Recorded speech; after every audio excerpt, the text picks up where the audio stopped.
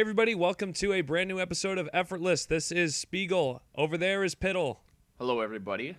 And we're freaking loaded today. We got so much stuff to talk about. This is like such a big drastic difference from last week. This is week 24 of 52 games in 52 weeks. And so we're almost halfway through. How are you doing over there? So actually, the last episode I completely neglected that I had actually beaten a game before I. What was the game? I beat. What's it called? I don't know. War. I'm not looking at. Okay, Gears of War, the remastered one, right? Yes. The remastered Gears of War Ultimate We'll Edition. talk about all that stuff a little bit later. But first, we're going to get to drum roll. The bucket list. Also, that was the worst drum roll ever. Maybe. Awful. This is effortless. I could have put it like a sound effect in there, but that would have been too much work. So, welcome to the show, everybody. That's not what we're about. No, we're not about work at all. I'm just like, we barely even prepared for this. I have like 5 words written about what we're going to talk about today. But so every week we add new games to this bucket list thing. And well, let's see, what's our list so far? Eventually, the list is going to get to a point where we have to like kind of slow down adding to it. But we're just sort of building it. And right now we have Super Mario 64, Pokemon Red and Blue, Resident Evil 4, Half-Life 2, Guitar Hero, and Metal Gear Solid. And this week, Piddle, what is the game that you are adding to the official effort list, the effort bucket list? So I am adding the first official like multiplayer oriented game, I guess, and that is Counter-Strike. And I'm gonna go ahead and say you can pick any version of Counter-Strike you like, whether it's Counter-Strike 1.6, Counter-Strike Source, or the increasingly popular Counter-Strike Global Offensive. So for the uninitiated like me, first, what is Counter-Strike? I've heard of the game, but I really don't know what it's about. So Counter-Strike is a tactical, team-based first-person shooter, and it is... Okay, so you have some work to do because already this sounds like the worst thing ever to me. Oh, already. And it's available on all platforms now, or I think it's 360, PlayStation 3, and then PC for Global Offensive. And the thing is, one of the things I love about Counter-Strike is that it is very, in a lot of ways, it feels like it's very realistic, very simulated. You're not going to be shooting at people a lot in order for them to die. So it's just a couple shots and they're dead. Yeah, like pretty much you can die within seconds in Counter-Strike. And they have a variety of weapons that you can choose from. All of them handle very differently, so you can really find weapons that fit your tastes and work for you.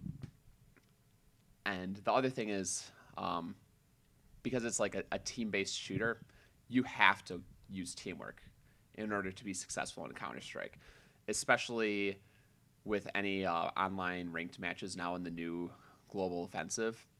You can play other games that are more, I don't know, fun-oriented if that's your thing.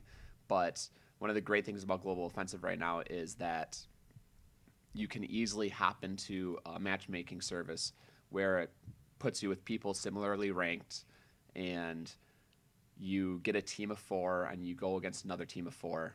Pretty much work together you're either fighting as terrorists or counter-terrorists. I am not prepared to explain this game at all. Well, that's all right. We can all do our own research. So, like, what is the reason that this is like a bucket list game that you have to play? For me, it's that it's not just a shooter where you're a one-man wrecking machine. You are not going to succeed in this game unless you work with your teammates, especially when you get to higher levels. And it's a game that originally I wasn't that interested in. And somebody who was a semi-pro, who had a team and everything, and they competed in tournaments back in the mid-2000s, his team needed another person, an extra person, to sort of fill in when they didn't have their whole team online. And that person somehow ended up being me. And that's how I got involved in it. And that's like the time that I played with a 2A like college basketball player. And you felt completely outmatched? No, for what it's worth, I blocked that guy a couple times, and it was pretty awesome. It was actually a great learning experience for me because uh, after you die in Counter Strike, you can like see what your teammates are doing and see from their point of view. So I'd be playing, and at the beginning, they're just like, "What are you doing? Like, why are you just staring at the ground as you run around? Like, you're not going to be able to see anybody in front of you if you're just looking at the ground." And it's See, like, this is but my when I walk problem. normally, I look at the ground. Don't you? This is sort of my problem with like with shooters in general online. Well, in online games in general, really, everyone is so much better than me that I feel like it's too hard for me to get into. I can't really ever get into something like that. So, what would you say to people like me who are sort of like hesitant about that kind of thing? Like, I'm never going to be able to play Call of Duty because I can't 360 no scope like an MLG Pro. One of the great things about Global Offensive's increasingly growing um, player base. I mean, they have only over 600,000 people playing per day now. It's actually one of the top games on Steam, which is odd because when it first came out, it was such a mess that like barely even like 30,000 people were playing it per day. Hmm. And yeah, the benefit of having so many people is since they do the online ranking system and it's always based on how your team performs, not you specifically, but whether you rank up depends on how your team performs. You're going to be Kind of put with sounds like a people. Splatoon when you play ranked battle. Yeah, I think that's how that works. It's like the you're same going to be type of put with system. people around your ability level, and sometimes they'll have games where like they'll mix it up, and you might have people that are like better than you, but then you'll always be able to learn from those people. And since communication is such a huge part of the game, you are you're bound to get advice as you play. And the community, I have to say, it's actually pretty impressive. It's not nearly as toxic and yeah, disgusting as a Call of lot of Duty. other yeah, a lot I of mean, other I mean online first other person shooters. games, not necessarily Call of Duty. So anyway, yeah. Yeah, So as so with that, as with any game, you are going to have the bad apples, so but here we go. Speaking of toxic communities, my game that I'm adding to the bucket list is going to be the community that you create in Animal Crossing New Leaf for 3DS, and that is the game that I'm adding this week. Uh, and do you have a comment on how good that segue was? it was okay. No, it was It great. was okay. It was great. If you don't listen, you've never been to my town in It's that almost game like one extreme because for it's like one extreme to the other. Everybody killing each other to animals that love each other. so I'm putting Animal Crossing on the list because like it's truly unlike anything else that's on this list so far and probably will not be like anything else that's going on the list in that when you play Animal Crossing your primary goal is not to get a high score or kill as many people as you can or like even experience a story. You're just a character and you're living in this city and in New Leaf your job is to run the city so you can even customize it to like as much as you want. You get like animal villagers, like you just do stuff for them. You get items for your house. You create your own little living space, and then you connect online and you show off that space to a bunch of other people. And meanwhile, while you're doing all this stuff, there's bugs to collect. You can go fishing. You can go to an island. You can make a lot of money. It's a really hyper addicting. It's basically the perfect mobile game. I've called it. And when I say mobile game, I mean like a handheld game that you play outside of your house because it's the kind of game that you don't play for like hours on end. You play it for like maybe an hour maximum every day, but you get the most out of that hour. Like, and it's really the perfect handheld game for because of that reason. I'm actually gonna have to jump on your pick and say that it is a great pick because I, I myself have played every Animal Crossing and I did not like any of them until New Leaf. New Leaf finally sucked me in and I really enjoyed it. And eventually I got sick of it still. Well, I And mean, I don't have there's a much limit. interest in going back to it, but it was the first one that actually got me a little bit more involved in it. I mean, And I in my I Animal Crossing, I think I put 130 hours into it, and then I finally just had to say, okay, that's enough. But yeah, that 130 hours was so meaningful to me because I allowed myself to kind of just do whatever I wanted and just create my own little community. Which in past Animal Crossing games, I was always focused on like how can I make my house like perfect. But in this one, I'm just like, you know what, I'm just gonna do what I want, and I did, and I got so much enjoyment out of it. I think my girlfriend she completely collected like everything in New Leaf. Her museum and everything, it was immaculate. I got pretty close. I got most of the stuff. I got almost every bug. I think didn't get all the fish because that's almost impossible. But Takes too long. yeah, Yeah, how many? she Do you even know? got to Do you that know how point. many hours she put into it? Like, have you? No idea. You're Played gonna. Can you played find it all out the for me? time. Not right Which- now, but just in the future. Played it all the time. Yeah, my wife is super into Animal Crossing too. She has her own little town and she does whatever she wants now that I'm done playing the games. And I just can't wait for Animal Crossing on NX or Wii U or whenever it comes, because I'm sure it's going to be just as good. I mean, So guys, this is also a great choice for your girlfriends. oh yeah, absolutely. And the weird thing is, the weird thing about this game is like I loved it on 3DS because it's the perfect handheld game. I'm not sure how it's going to translate back to a home console. They've put it on home console and it's been fine. But I really think it's amazing how well suited it is to being on a handheld. So we'll see. We'll see what NX is. We'll see if it's that portable like handheld thing, like mixed with the home console. If that's what it is, then that's going to be awesome. But Animal Crossing could be like the main selling point for this thing, if you think about it. But New Leaf is the best because it gives you the most options. There's more stuff to play with than ever before. It's perfect for 3DS, and the 3DS is just awesome, and everyone should have a 3DS. And everyone should buy this game. So speaking of just giving you so many options, let's talk about having too many options. Oh my gosh, we're just totally killing it today with these segues. And that is what I'm referring to is absolutely massive games. We've talked about this before, right? We have to an extent. It's a pretty good problem to complain about. I mean, oftentimes people say like, well, you have too many games. That's a good problem. You have a lot to choose from. But at this point, it's getting kind of ridiculous. I mean, this year we've already had Arkham Knight, Metal Gear Solid, and The Witcher 3 drop on us, in addition to all the games we were going to play for a long time anyway, like Smash Brothers and Splatoon and Super Mario Maker and games like that already take a lot of your time. And now we're going to get Xenoblade Chronicles X and Fallout just this holiday season. And it's like, when are we supposed to find the time to play all these games? You don't. Like when? You don't. I mean, like I have to like quit my job and just stop having personal relationships, and maybe then I could do it. Like the guy who said he put like 5,000 hours into like StarCraft or whatever it was the other day. This obsession with making every sequel bigger, better, badder, whatever. It's nice. Glitchier. Yeah, it's that is generally a part of it, isn't it? It's nice, but at the same time, it's like if every sequel gets bigger, something's got to give at some point. And for me, it's increasingly difficult because I work full time, have a family. I try to work out all the time too, so I can stay healthy, and it's really hard for me to find time sometimes in order to play games. You know, and we want to play these games, but I think the issue is like, you know, we could easily put all of our eggs into every different basket and like experience every game.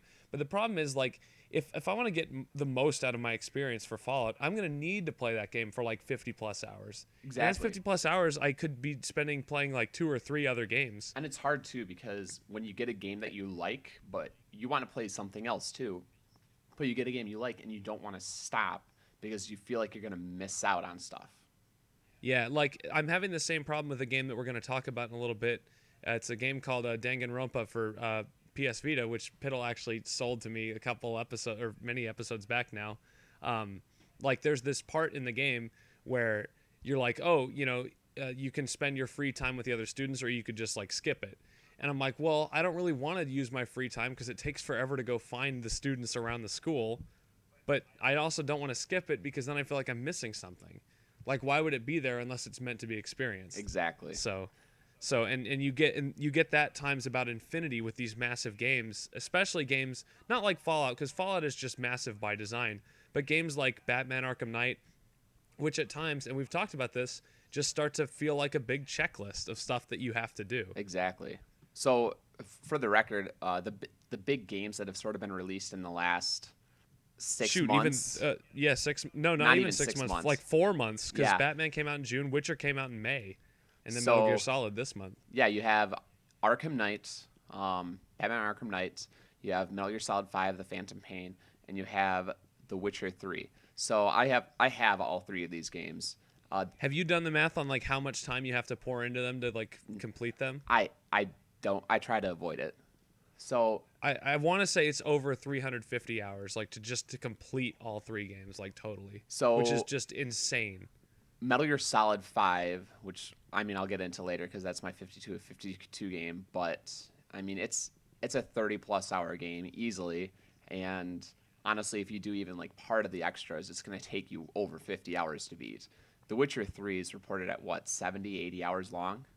That's just for the story. Yeah. And like that game, that's probably one of the biggest games ever made, honestly, because it's, and then, yeah, Arkham Knight is about as long as Metal Gear Solid 5.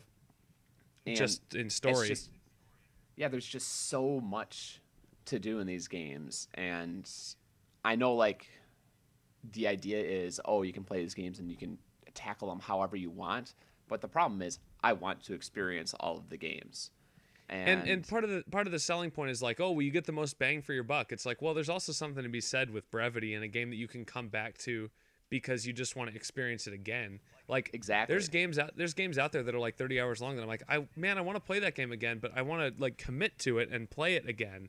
But I don't really have 30 hours to spare to finish that game. So like I feel like if I start playing The Witcher now, like I'm going to be playing it, and then when I'm finished, I'm like, even if it's really good, I'm like, well, I can't go back to that for another several years. It's like Persona 4 Golden, which I just finished. I'm almost at the point where it's like I don't want to go back to these games ever. So Because like, they're just too intimidating, yeah, right? like past games that I'm thinking of, for example, Sunset Overdrive actually took me a really long time. I still haven't beaten it, and when I do beat it, I don't plan to go back to it ever again. There's also the Middle Earth Shadows of Mordor game that I have, and I've put quite a bit of time into that, and it's a really good game, although it's pretty darn repetitive. But that game, when I'm done with that, I have no intention of going back to. So, and even Metal Gear Solid 5, which, yeah, again, I'll get into in a bit, but I I loved it, but I almost don't want to go back to it ever. So this is the first group of problems we're having this year because Xenoblade Chronicles X, which is reported to be, if you complete it, over 300 hours long, which I can't even imagine Oh how my that's possible. gosh. How? But I mean, I'm concerned because every time I look at the map, I'm like, this looks amazing and beautiful, but there's like nothing there. So I'm kind of concerned that the world is just gonna be big and empty. And I saw this GIF of like you can zoom out all the way and just show where your character is on the map, and it just kept going and going and going. It's one of the biggest maps I've ever seen in a video game. Speaking of So there's like, big there's maps, Xenoblade for you Wii U owners.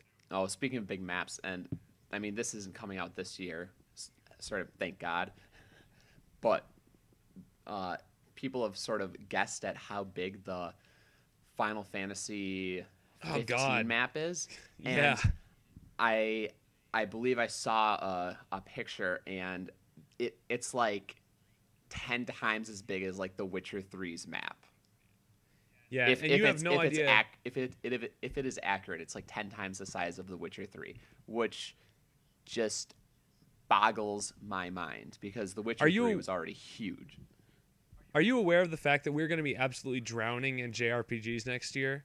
Persona 5 is coming out for PS4 next year, Final Fantasy 15, and then also Kingdom Hearts 3 probably. Like, those are going to be huge. Like, that's just 3 JRPGs, and we don't even know like what else is coming. It's ridiculous. There's too much stuff. It's sort of interesting how the big, like, JRPGs used to be the only source of like 30-hour plus adventures. Yeah. And now it's everything. It's everything. Every game you can get is going to be 30 plus hours long. It makes me miss the days of just whatever 8 to 10 hour games, and everybody complains about that. And me, I almost want a PlayStation 4 just so I can play The Order 1886, which just gets completely lambasted, which is 6 hours for being so short. And I'm like, I know. You know what? I could use a 6-hour game right now. Yeah, we have 52 games to play. We don't have time for all this crap. But But anyway, let's actually move on to the next thing I wanted to talk about, which is that was our first holiday gaming problem, and I was going to bring up Fallout again, but we already know how that's going to be. Exactly. And I'm sure it's going to be awesome too. It's just going to be long. But that being said, there is no universe I would rather experience in a massively long like capacity than probably the Fallout games. That's a world that I just want to sink myself into and just never come out of it. You know, Which is weird because it's really depressing and dark over there. I'm actually going to throw it out there that I want to go back to Fallout 3, but how long it is sort of, again, preventing me from going back to it. I think I will probably revisit it before I play Fallout 4.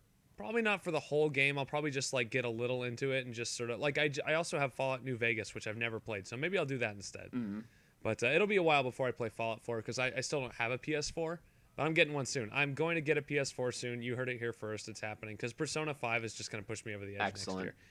Anyway, so the other thing I wanted to talk about with our holiday gaming problems is broken games, which we've also talked about at length on this show. But once again, it appears that it's going to rear its head this year, and more games are going to be broken at launch, which is very concerning to me and many people. Yeah, concerning to me too. It's amazing that after last holiday season, after where it seemed like every game was broken. Yeah, Assassin's Creed Unity and the Drive Club, Little Big Planet 3, Halo Master Chief Collection. Halo Master Chief Collection is one of the biggest ones because Halo fans were really looking forward to being able to play all their Halo games on one console again, and it was just a mess. And 45 weeks later, it's not even close to being fixed.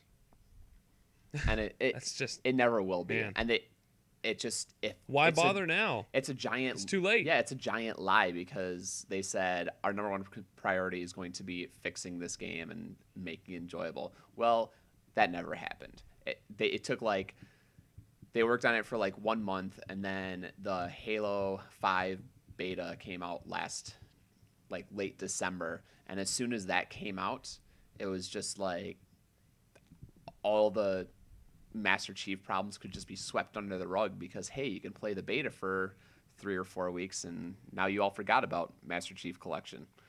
I'm kind of worried that Halo 5 is going to suck at launch and that Halo as a franchise is going to die a hard, fast death, which I know is something I would actually quite love a statement. to talk about Halo 5 because I'm actually really excited for it. I mean, I'm not saying it's going to die a hard, fast death because that's quite a statement for a franchise as formerly big as Halo, but it happened to Sonic. It happened to Assassin's Creed, or rather it's happening to Assassin's Creed, and I'm sure that this is my number one prediction for the holiday season, that Assassin's Creed Syndicate is going to be just as broken as Unity upon release, and it's going to leave such a bad taste in everybody's mouth that's it. That's it. I think it's not going to be the last one. It's going to be the last relevant one. So, to explain where you're coming from on that, the reports, it's specifically coming from MCV UK is reporting this, that a group of the QA testers have been testing all these games, and they're just finding that these games that are coming out this Christmas are going to be quote unquote no different to the last Christmas. The developers learned absolutely nothing, I guess, from last year. So, yeah, it's like they learned absolutely nothing. And people were not happy after last year. So, people stop pre-ordering your games. Just stop. I can confirm pre-orders are indeed down, especially for games like Assassin's Creed Syndicate. And part of the reason is these publishers now, they don't want to miss their street date. But you also have these bigger and bigger games, which we just talked about. And yeah, because the publishers don't want to miss a street date, period, there's no excuse for missing the street date, they just figure, well, we're going to release it that day, and you're going to have a day one patch. But the issue is these games are getting more, further and further away from completion, that a day one patch isn't enough, and the post-month patch is not enough, and then the 2 months later is not enough, and then they think that they can just sweep it under the rug. And I have to give actually some credit to Warner Brothers Games for they completely botched the release of the Arkham Knight PC release. Yeah. And I mean, maybe it's just because Steam took some action when it came to that game, but they removed the game completely and said, we're not going to release it again until it's fixed. If you got it on Steam, like, you can get your refund. Regarding developers that you have to give some credit for, first, quick question. What was the most broken game at launch last year? Do you remember? Wasn't it Drive Club? No, it was on Wii U. It was a little game starring our favorite blue hedgehog. It was called Sonic Boom. Oh, man. And then they announced that they were making another Sonic Boom for 3DS exclusively this holiday. And guess what? What? They pushed it back. They're like, it's not ready. Not coming out this year. So there you go. Good on you, Sega, I guess. I got to give them credit for that. They're like, the game's not ready. Not coming out. Good for Sega. So, yeah. I mean, I don't know. I have no idea, honestly, if Big Red Button is even like involved in the development of, what is it, Sonic Boom, like Fire and Ice or Ice Crystals or Sonic Boom Cross Spyro. I don't know, whatever they want to call it. But it's it's not coming out till spring of 2016. So good for them, I guess. I mean, spring 2016 used to be like this really coveted, like, you know, post Christmas, like almost a second Christmas for games. Like, you remember big games would come out in spring all the time. Like back in 2003, Wind Waker I think came out in late March, and that was pretty huge. That was a huge release for them. Yeah. And that didn't come out in Christmas. So like developers used to not be afraid of pushing games back. So I don't really know what's changed in the industry that has like sort of, maybe it's just a pendulum swinging, but who knows? We'll see. Oh, games. Games are the worst. And who else is the worst? Black Friday shoppers.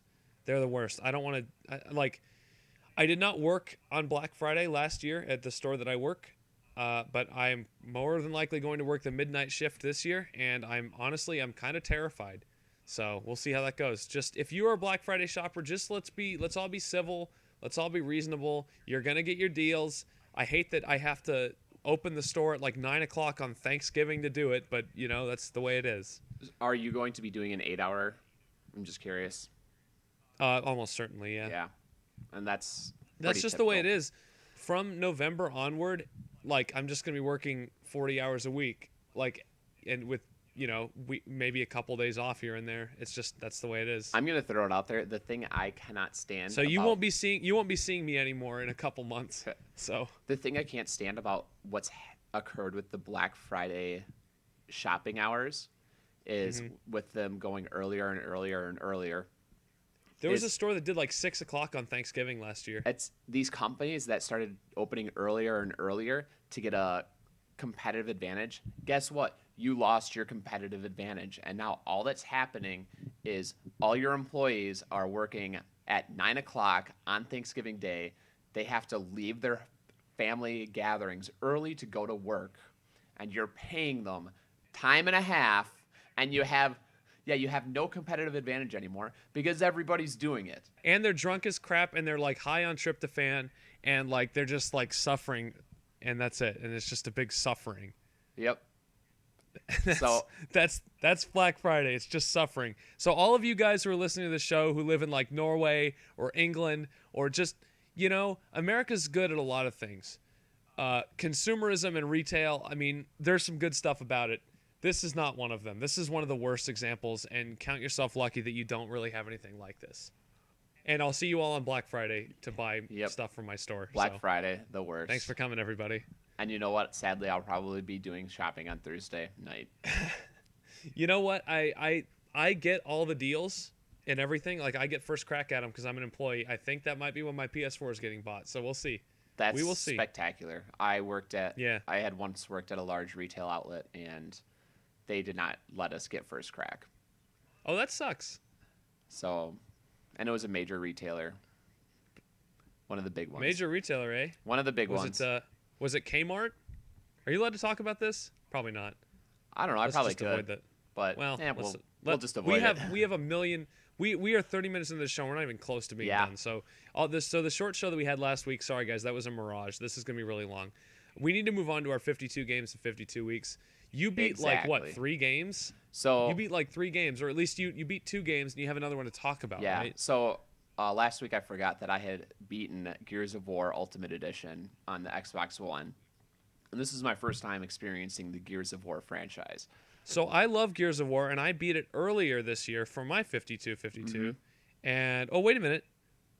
I'm looking at my list. No, I did No, not. you I beat didn't. it before that, slightly before Yeah. that, but it might as well count because it was like a week before or something. So we had already talked about Gears of War Ultimate Edition and how one of the things I loved about it is just it's not ashamed of being a dude bro title, Yeah. and it embraces that, and it does it well. And I think that's one of the most important things about pretty much any game that has stereotypes or tropes or however you want to put it, is if you have that in your game, it or even movie or whatever type of media it is, whatever it is, if you do it well, it's going to be enjoyable. So it doesn't matter. Yep. And that's pretty much what Gears of War did. It took the dude bro, it did it well, and I really enjoyed it because of that. At no point did I find myself being like in that game, oh, these guys are so annoying. They're just like talking about frickin' Cole getting a sack in high school I when he was think, on the football team. and really my only complaints with the Gears of War Ultimate Edition were the birds that fly around. I forget what they're called now. Krill. The krill. Yeah, they completely ruined what they look like. It looks awful now. It doesn't have an ominous feeling to it anymore.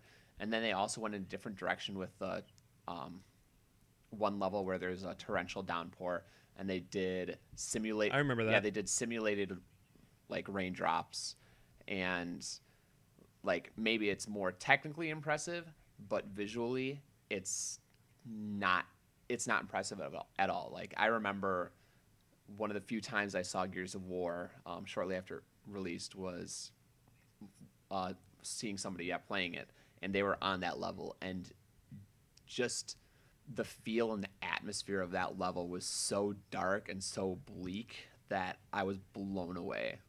Can I say honestly that I feel like Gears of War, the original, actually looks better than Gears of War Ultimate Edition? You can say it. That's how I feel. I mean, I'm totally on board with them remaking a game like Gears of War. I'm a little cheesed off that they didn't want to like put all three in one package like they're doing with the Uncharted collection. But overall, I was sad. Like if you're gonna do a remake, remake the best game. And Gears of War is arguably the best game on Xbox 360. It's definitely one of my favorite games ever. So I was pretty excited to see that Gears of War was getting remade, and I was ultimately disappointed by some of the choices they made, especially in the design, because ultimately what you're changing is not going to be that like mind blowing from last gen to this gen. So the choices they made, I thought, were kind of like baffling in a negative way. Yeah, and for the record, like some of the choices they made that I know of is they made it a lot more colorful and not. They kind of try to get away from that brown and gray stereotype, huh? Yeah, they but did. I kind of liked it because it worked. But anyway, And I'll be honest, I think it's still looks fantastic. There were moments in the game where I was like, oh yeah, no question. I was like, wow, the art direction that they went in with this game is epic. It's really yeah, really but good. but that's the original. That's the original. That's not Ultimate Edition anything. Yeah, that's not. It's just the original getting converted to the Ultimate Edition. So I'm actually gonna go back and once because the Ultimate Edition comes with free access to Gears of War, Gears of War 2, Gears of War Judgment, and I think those are going to be available come October or November. So I intend to go back to the first game and probably play through the rest of them too once those are available. Yeah, absolutely. So let's move on. Oh wait, give it a score real quick. Oh, so I'm going to give Gears of War Ultimate Edition a 4 out of 5, and Okay. so it's a really good game. The only thing that brings it down for me is actually oddly, the graphics, and it's just because I know it probably. So maybe for other people it won't matter as much. It's possible. And the other thing is they added the levels from the PC edition of the game to sort of I heard those weren't as good. to sort of expand on your time in like one of the locust cities. Right. It's the Ultimate Edition, right? So Yeah. they're trying to get like everything together into one package, which is fine. But I thought the original Gears was so succinctly like perfect. I'll be honest, there were moments in the game where I felt like it was starting to drag, and those moments were very clearly the added content to the PC edition of the game. Right. So there's that. It's definitely for me not really the ultimate edition. So Yeah, and once again, we see that more content does not equal a better game. Just saying. yeah, because Get it together, developers. sometimes it starts to drag. And Gears of War, as much as I loved parts of it, there were moments where it started to drag, and I'd rather have a succinct, like, adventure that is really well put together. Yep. I mean, if it could be 6 hours long, as if it's done amazingly well, guess what? I'm probably going to replay it more than once, even more than twice. Okay, so keep talking. You get 3 minutes on Battletoads. 3 minutes on Battletoads. Oh, 3 minutes on Battletoads. You played that on Rare Replay, right? Yes, I played it on Rare Replay. So I beat it, but I cheated. Oh, congratulations. Oh, well, that's lame. I had to use the rewind feature. At times, I tried to use the rewind feature as little as possible. I tried to just beat an entire level without doing the rewind if I could. So, for example, the turbo tunnels, everything through the turbo tunnels, I never used the rewind feature simply because even as a kid, I was able to get through the turbo tunnels.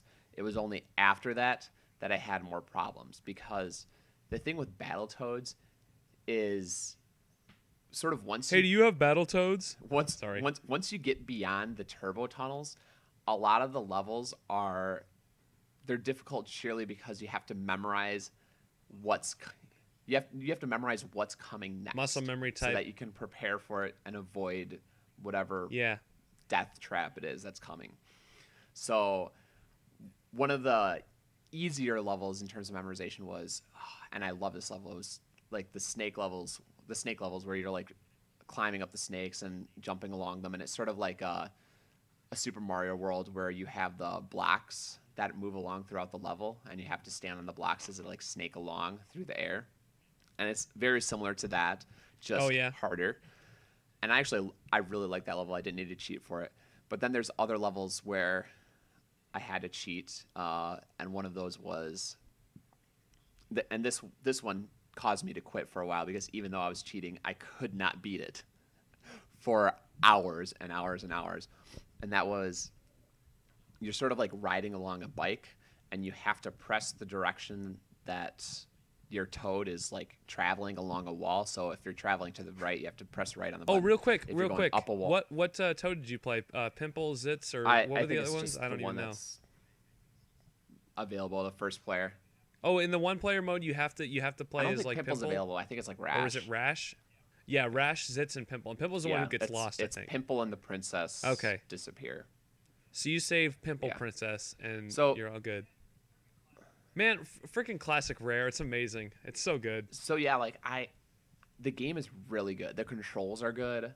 The levels are really good. There's one of the later levels where you're traveling up a rotating like cylinder, and you can like run side to side.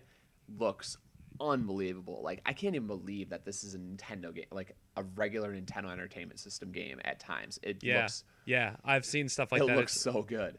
It really pushes the system to its limits. And I don't know. I really liked it. The controls are solid. The only thing that's really difficult about it is you sort of have to memorize a lot of the content that's coming up. So is that why you didn't give the game a perfect 5, or what are you giving it anyway? Because you didn't decide on it before we started the show. I can't give it a 5 just because of the sheer. I don't really like games that, or I are difficult for difficulty's sake. I mean, I do like difficult for difficulty's sake, but the way that it's presented, where it's like, oh, you have to memorize what's coming next, or you're gonna die.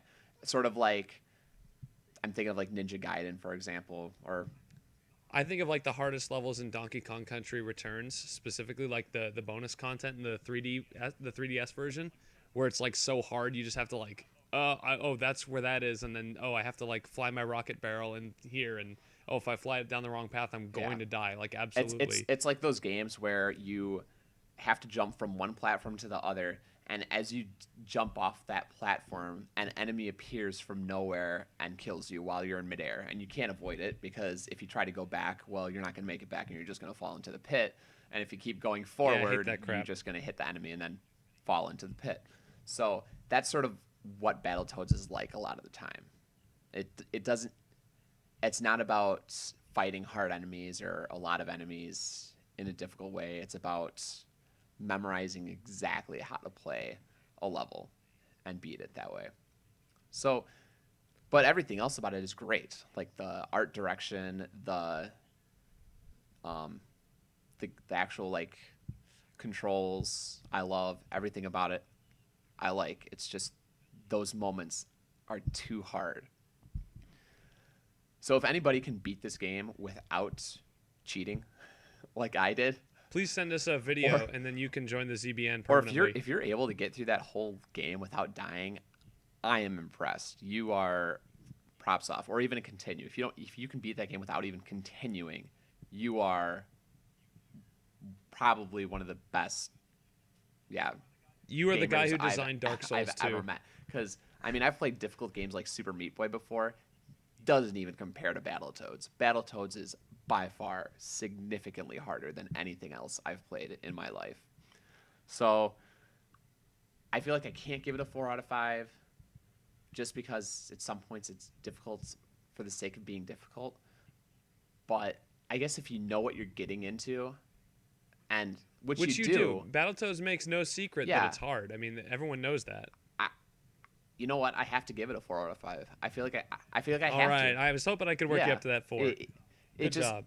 it's too good to be below that, even if it's annoying. I mean, even through the turbo tunnel, if everything through the turbo tunnel like stayed that hard for the whole way, it's completely manageable for anybody. But it naturally gets harder and harder as the game progresses, and I think that's okay. So, 4 out of 5 it is. That was longer than 3 minutes.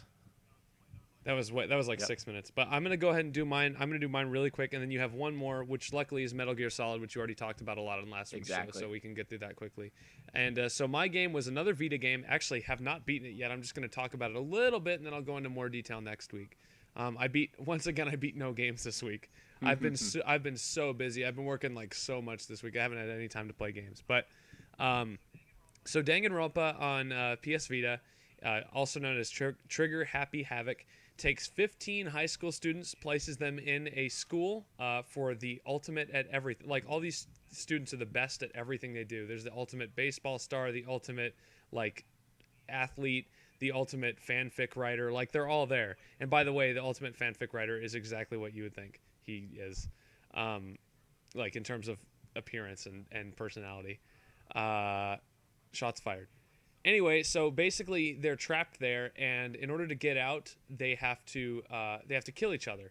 And every time a murder takes place, they have like a class trial. Don't they have to kill somebody if the and get away with it though?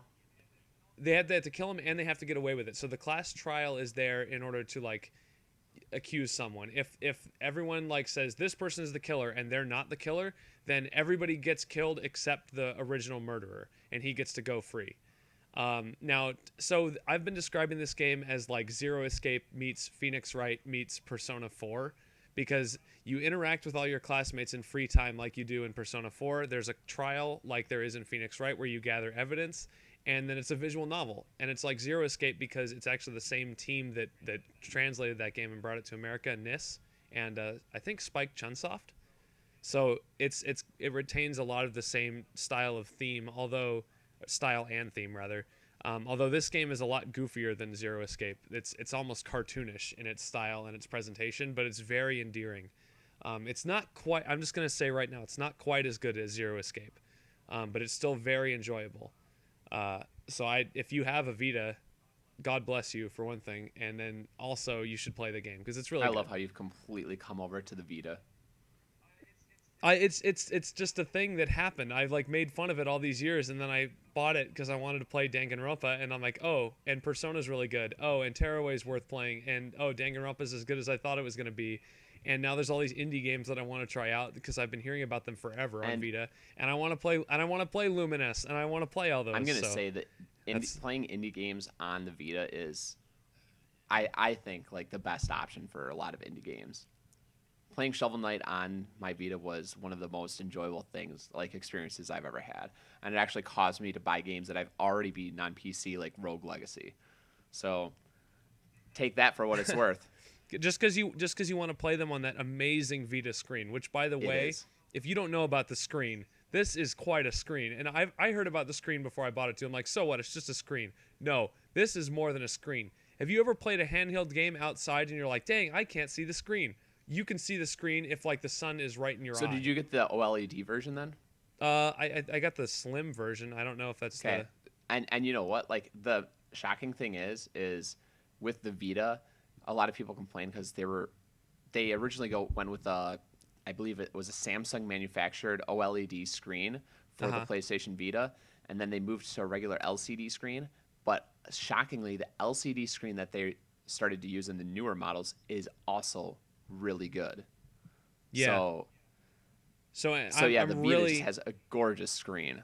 So while the Vita to me is not nearly as good as the 3DS in terms of like consistent quality titles that just are like 3DS, the quality titles are just coming out your ears. Like handheld gaming is amazing right now, and it has to be because it's competing with a pretty big juggernaut in mobile gaming. But that's a subject for another show. And I'll talk more about Danganronpa next week. I'm probably a little over halfway done, so I'll definitely be finished with it by the end of next week when we'll do another show. Hopefully, I'll get into my new game, which I'm getting on the 29th for the Vita, which is called Persona Dancing All Night, which is a rhythm game. All And right. yeah, I'm hyped. I'm definitely gonna use the music for that game in the intro to next week's show. So, I 'cause actually want to get that game too. this show needs more J-pop. Let's be honest. Nothing but J-pop. Yeah, I mean, I don't have any to put on this week's episode, but. So So you last get one. game, You get one more game, and just yes, and we've already talked about it a bit. Well, not really, but Metal Gear Solid 5: The Phantom Pain, which I finally beat this week. My total time playing the game I found was over 100 hours. Over 100 hours, and dear God, that's like less. That's like less than a month. What is wrong with you? and exactly, it actually. I knew that I would not stop playing it too because of all the side content and extra things that you can do in the game. So I literally told my girlfriend to take the game away from me and hide it because I just need to be done with it for a while. It's too much for me. I found like, But you've completed the story and all that stuff, right? So you're ready to give it a score. yes, Okay. completed the story, played over 100 hours of it. I'm over 60% complete with it, I believe. Gosh, jeez, It's man. like 65 or 66%. And it's weird because looking at the list or the website, how long to beat, it says that doing the story mode only takes like 33, 34 hours. I don't know what people are doing that because I was really taking my time exploring and checking things out and yeah, approaching You are things you in are different truly ways. getting the most out of your experience. Like you're not rushing it at all. Like you're really just going No. in and just I did not rush through the game Yeah. at all, and that's probably part of the issue because I could pick one mission and spend over an hour doing a single mission. And when I beat there's like 46 main story missions, and I beat like 40 to 45 of the side ops. That adds up to like 100 hours. Yep. So, but Metal Gear Solid 5, I'm gonna say right now, probably one of the best games I've ever played. It is easily going into my top 10 of all time, without a doubt. And that's even with the game actually being completely unfinished. The story was not unfinished. There was actually like a mission 51 that was never a part of the game, and I actually watched a video of it online to see how they were going to sort of tie things up. And it makes me sad. And a lot of people are speculating that this is sort of the reason why Konami tried to push Kojima out of the doors, because this game is just getting way too big. I mean, it took me 100 hours to beat part 1 and part 2, and then I found out that, wait, there was going to be a part 3? What? So in a way, I'm glad it's done. So are you saying the story is totally, wrapped up and it's It's got a bow on it and everything. It's the story is done. They There have been can't advance it anymore. I've seen some people like be a little ridiculous about how this series has sort of concluded, because It was all a dream. throughout this whole game they're talking about um, the phantom pain of like you having something sort of like unfinished, or like something's missing, and because the main character Big Boss, like he lost his arm going like before this game, so he has like a bionic arm, and he feels pain in it even though it doesn't or it's not there, it doesn't exist. So he's always like dealing with this phantom pain, and people have said it's almost like, completely blanking on the word, but it parallels to the game being unfinished. Like you beat the game, and it sort of ties things together throughout the series, but there's so much that's still missing. There's so many things that need answering after you beat the game, and you sort of beat the game and you're like, wait, that's it? Like I'm done now? So yeah, I finished it, and it's a game where I finished it and I want more in terms of story. Like the gameplay, I was like, you want more? You've already yeah. played 100 hours. Yeah, the gameplay, which is again so good that I could put 100 hours into it, and there were points where I sort of had to think of new ways to approach problems. One of the great things I loved about it is finding out that I could throw a smoke grenade in a vehicle, hop in a vehicle, and then just drive that vehicle straight into an enemy base, and the enemies would just be like, huh? What? Huh? And they would never see you because you have smoke coming out of your vehicle, so they can't see you. All they know is there's this mysterious vehicle just driving into town. So I would use that trick in order to beat some missions, or I would use cardboard boxes. I would pretty much find whatever way I felt like handling with a certain mission. Nice. Whether it be go in guns blazing or try Well, to sneak it's my cool way that you in, have or the option to do that, because in the past it's sort of just been like stealth, stealth, stealth, and exactly. they've kind of adapted to the modern like gamer, like just kill everything, but not completely, which is also good. Yeah, it's. I mean, I really cannot say enough about the gameplay of Metal Gear Solid 5. It gives you. It's.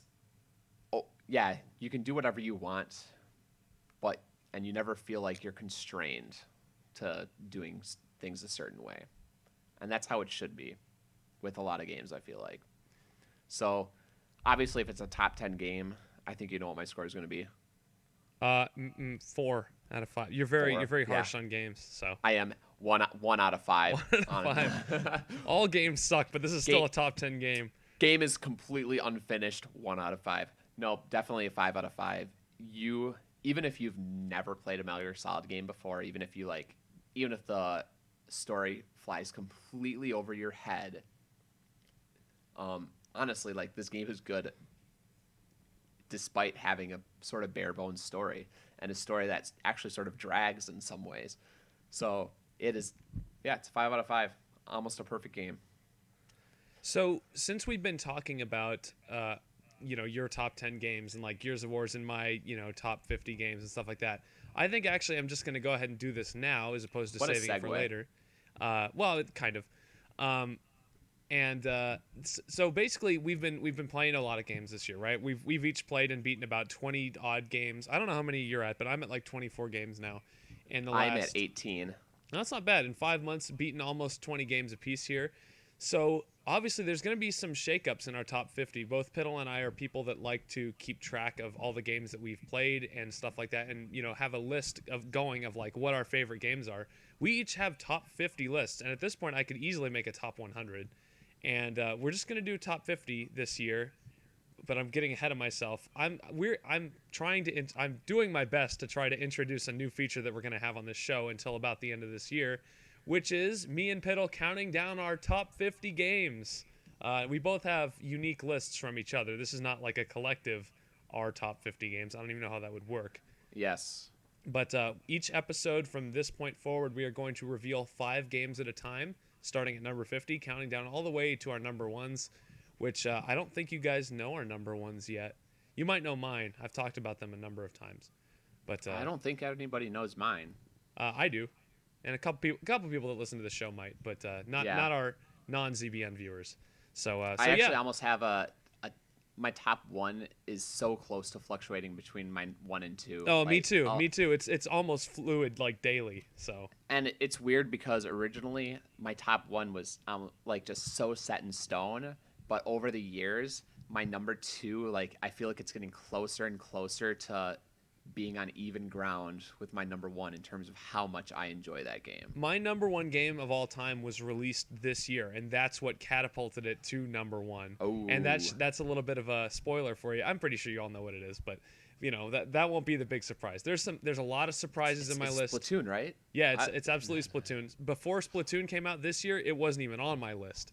So yeah, that's the big catapulter. But no, but seriously, there's going to be some surprises in our lists. So I think this is going to be a lot of fun.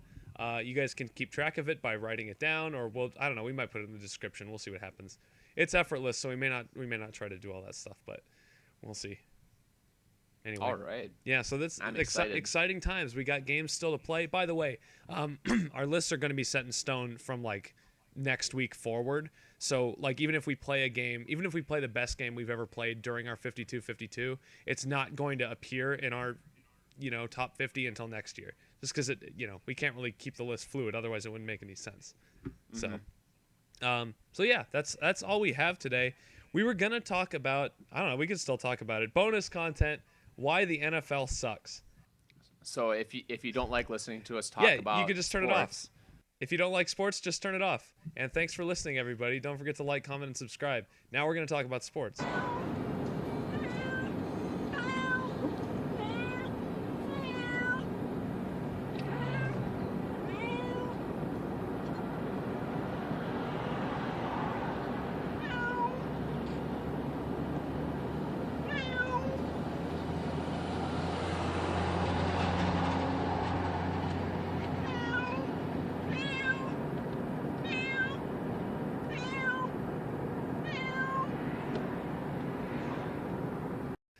We got so many complaints last time. I'm just like, we're just gonna save this crap for the end. So I came up with this topic, which is why the NFL sucks.